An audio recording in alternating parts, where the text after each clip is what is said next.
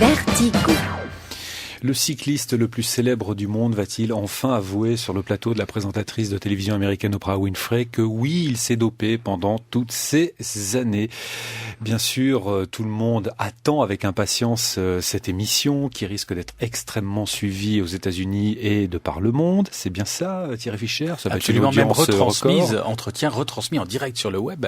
Vous vous rendez compte? Donc le monde entier pourra tout le monde regarder. Alors ça, c'est quand même, et vous le premier, j'imagine. Ben évidemment.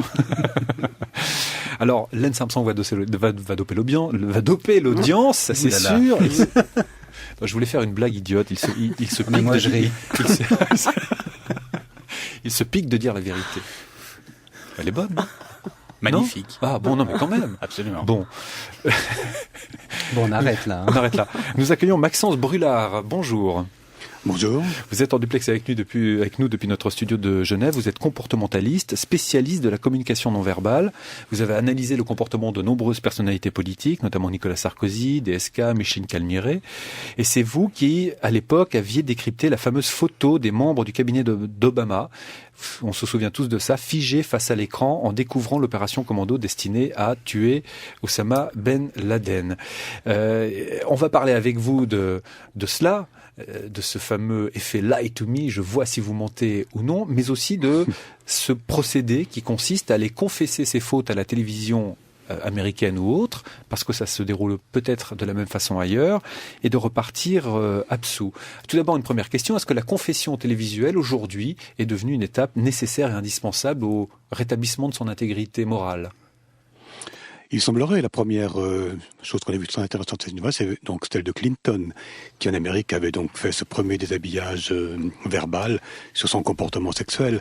Donc ça a été un démarrage, je crois, qui a été repris maintenant et qui se reprend de plus en plus, justement parce que finalement, avec Internet, tout le monde sait tout ce que fait tout le monde et automatiquement aussi les fautes ou les pseudo-fautes ou les crises morales quelconques ressortent. Donc une personne qui est plus ou moins accusée de quelque chose, eh bien je pense qu'elle ressent le besoin de se déculpabiliser pas seulement devant quelques personnes spécialistes, mais devant même l'ensemble d'une population qui l'a vu, qui l'a applaudi, qui l'a regardé, qui l'a estimé ou qui l'a critiqué, c'est sûr. Cette confession publique, cette confession de plateau télé, Maxence Brulard, c'est uniquement américain, c'est américano-américain? Non, pas du tout, justement. Ce qui est extrêmement intéressant, c'est que c'est tout à fait une tradition japonaise. Au Japon, un politicien qui fait une erreur, par exemple, assez grave, qui a mis des gens dans l'embarras de manière gravissime, doit perdre la face, finalement, au Japon entier, en s'excusant publiquement. Et il le fait avec des signaux non-verbaux très clairs. Il penche la tête plusieurs fois, il s'excuse, il dit comment il va réparer. Et il y a aussi la notion de réparation, donc une notion de culpabilisation, je dirais, médiatiquement télévisée ou bien démontrée, et en même temps, la réparation. C'est donc au fond une très vieille tradition dans des pays asiatiques, on reconnaît sa faute. Alors dans le cas de Lance Armstrong, après autant d'années de mensonges, c'était outrancier même, puisque il n'y a quand même pas été avec le dos de la cuillère, comme on dit. Est-ce qu'il va être crédible là, cette nuit ?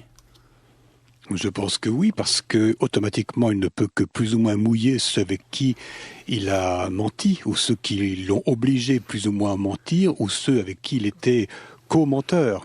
Donc toutes les personnes qui l'ont promu, qui l'ont poussé, qui l'ont encouragé, ou même qui l'ont entraîné, qui l'ont coaché, ou qui l'ont payé, ne peuvent qu'être mêlés à cette histoire. Personne ne pouvait ignorer ça.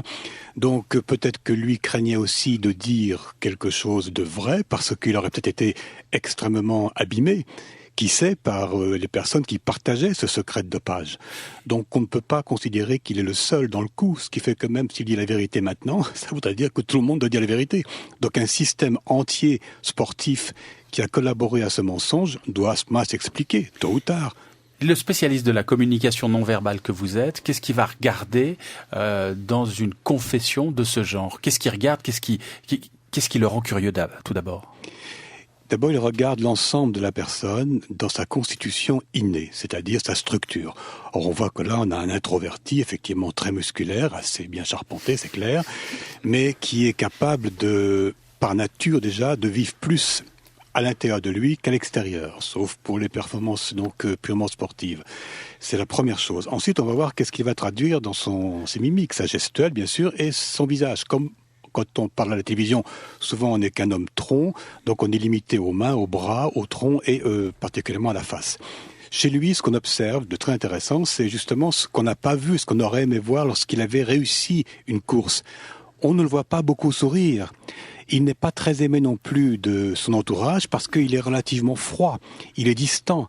Il n'est pas quelqu'un de convivial ou de communicatif, chaleureux, comme on voit certaines personnes qui ont réussi un championnat, qui exultent, qui se libèrent de leur stress, qui boivent du champagne, qui crient, qui s'amusent, qui vont faire la fête après. C'est pas son style. Et c'est comme ça qu'il ne s'est pas fait aimer non plus. Donc on va regarder tous les gestes qui pourraient indiquer la culpabilisation de ce qu'il va dire. Est-ce que je me sens coupable de dire ça? Jusqu'à quel point?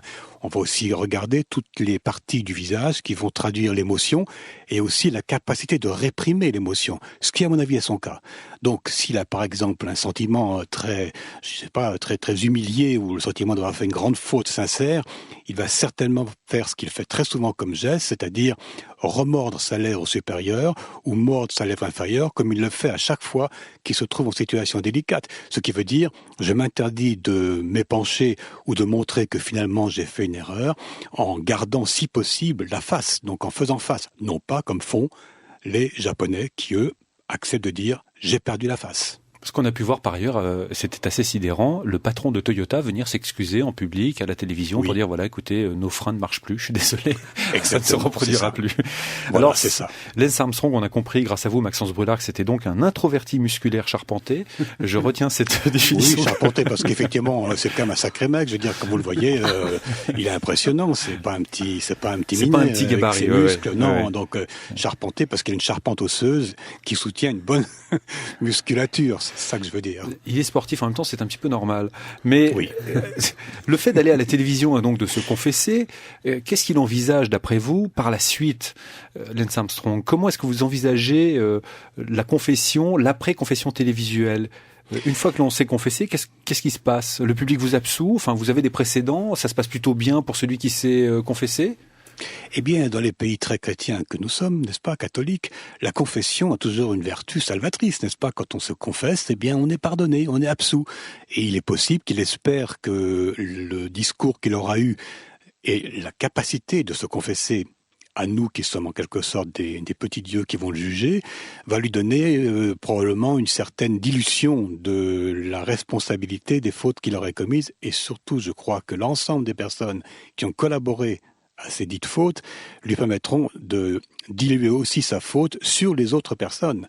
Ce qui fait que ça paraît moins, en quelque sorte, grave, puisque si tout le monde lui dit « mais mon vieux, dope-toi parce que tout le monde le fait », et ça depuis 10 ans, finalement, je fais partie d'un système qui fonctionne sur le dopage, où la performance n'est pas une performance gratuite et pure, mais une performance où on sait que 35% de mes performances sont quelque chose qui vient par des drogues.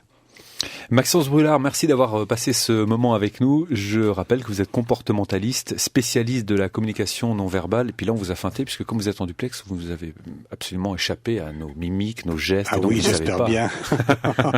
Mais pas comme Lie to Me, parce que là, je suis tout à fait différent. Vous serez devant, cinéma, oui. Vous serez devant un écran ce soir pour suivre cette émission?